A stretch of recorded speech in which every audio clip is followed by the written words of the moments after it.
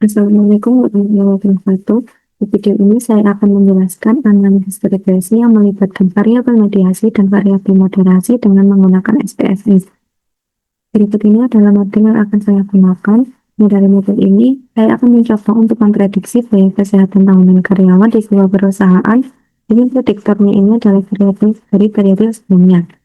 Jadi di sini ada umur karyawan, kemudian merokok atau tidak, dan juga tingkat stres. Nah, dari kerangka model ini kita bisa lihat bahwa terdapat variabel mediasi yaitu tingkat stres, dan dari model ini kita juga bisa merumuskan dua persamaan regresi karena terdapat dua variabel endogen. Nah, yang pertama adalah stres sama dengan B0 ditambah B1 umur ditambah B2 merokok. Kemudian yang kedua adalah biaya kesehatan sama dengan B0 ditambah B1 umur ditambah B2 merokok ditambah B3 stres. Selanjutnya kita akan lanjutkan ke data. Berikut data yang saya peroleh sudah saya import melalui Excel. Selanjutnya kita akan revisi. Nah, di sini untuk value-nya kita ada dua, yaitu 0 sama dengan tidak merokok dan 1 adalah merokok. Kemudian untuk measure-nya ini semua menjadi skala. Kita lanjut saja ke analyze regression linear. Nanti variabel dependennya untuk model pertama adalah stress dan variabel independennya adalah umur dan umur. Kemudian ke statistik tentang ada estimasi, model, collinear dan Durbin, kemudian continue, hitbox, ada untuk yang X adalah secret dan Y adalah expressive. Continue, oke. Ini adalah hasil regresi dari model pertama. Langsung kita lihat pada koefisien.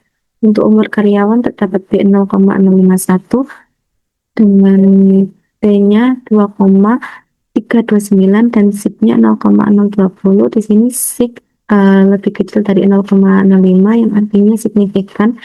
Jadi semakin tinggi umur maka tingkat stres juga cenderung meningkat. Kemudian untuk variabel yang kedua yaitu merokok, B-nya 0,396, T-nya 0,551 dan Z-nya 0,582 yang berarti lebih besar dari 0,05 yang berarti tidak signifikan. Nah, dari dua variabel ini secara faksial yang berpengaruh signifikan terhadap tingkat stres adalah umur karyawan, sedangkan merokok tidak berpengaruh signifikan. Lalu untuk uji simultannya di sini terdapat F 2,790 dan Z-nya 0,63 lebih besar dari 0,05 yang berarti tidak signifikan. Jadi secara simultan keduanya ini yaitu variabel umur dan merokok tidak berpengaruh signifikan terhadap tingkat stres. Selanjutnya diketahui di sini dari model summary diketahui R square sebesar 0,012 yang menunjukkan bahwa variabel umur karyawan dan merokok hanya mampu menjelaskan 1,2% variasi tingkat stres. Sisanya yaitu 98,8% dipengaruhi oleh faktor lain di luar model penelitian ini. Hal ini menunjukkan bahwa kemampuan model dalam menjelaskan variabel tingkat stres masih tergolong rendah. Selanjutnya kita akan masuk pada model kedua. Di sini kita akan menghitung perkaliannya menggunakan SPSS di commute variable.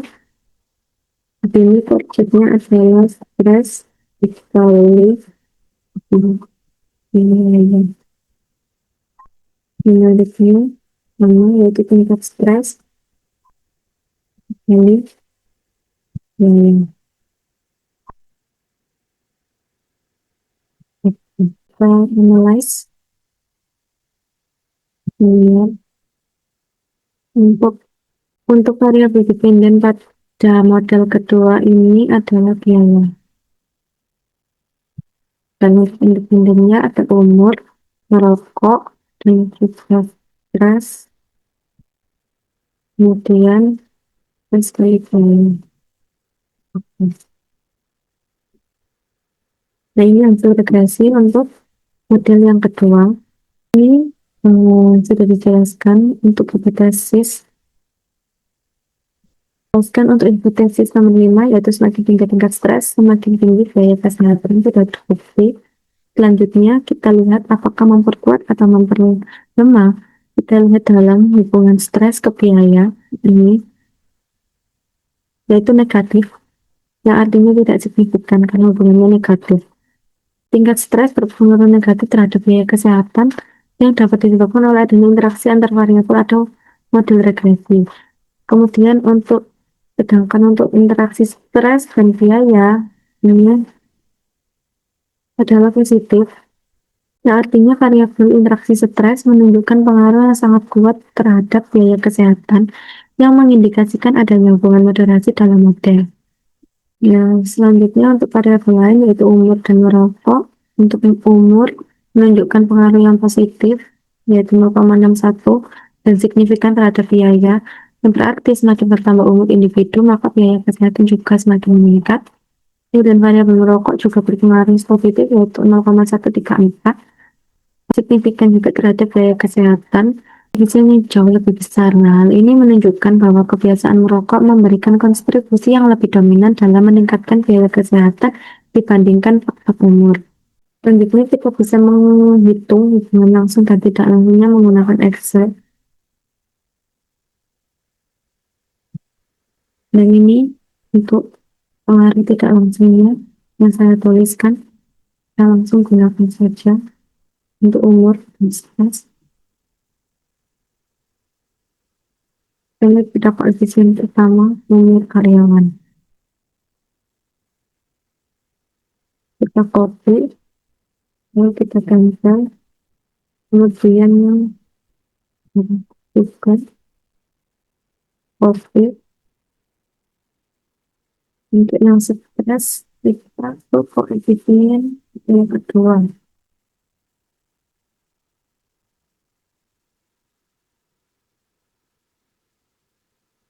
Lalu kita hitung pengaruhnya, kita kalikan saja untuk umur, lalu stres,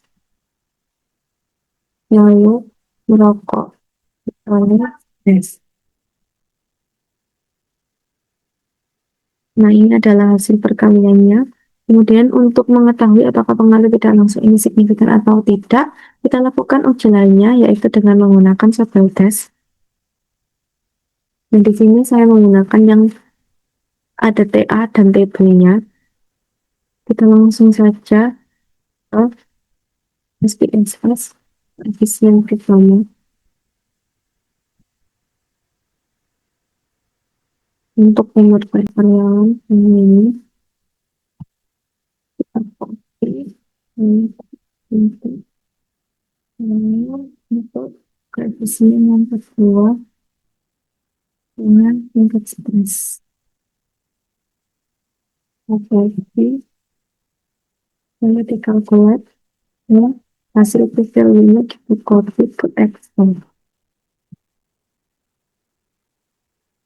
Lalu untuk yang merokok ini kita reset, kita lanjut ke merokok kepada koefisien yang mulai dari pertama merokok. Oke, selanjutnya ada koefisien yang kedua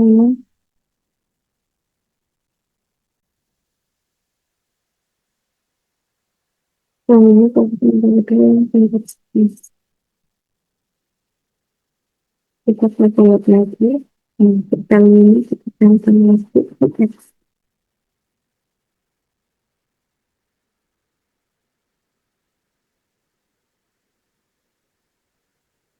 Nah, di sini hasil analisis menunjukkan bahwa variabel umur memiliki p-value 0,021 yang artinya lebih kecil dari 0,05 sehingga menunjukkan adanya pengaruh tidak langsung yang signifikan terhadap biaya kesehatan melalui tingkat stres. Sedangkan untuk hasil analisis yang merokok ini dengan p-value 0,581 yang lebih besar dari 0,05 berarti tidak memiliki pengaruh signifikan terhadap biaya kesehatan melalui tingkat stres. Jadi untuk pengaruh tidak langsung ini sangat tergantung juga dari kuatnya pengaruh independen variabel ke mediator dan juga dari mediator ke independen variabel. Nah, kalau salah satunya tidak signifikan seperti yang saya lakukan ini, kemungkinan dari saya juga tidak signifikan. Nah, demikian video penjelasan analis mediasi dan moderasi menggunakan SPSS. Sekian dari saya. Wassalamualaikum warahmatullahi wabarakatuh.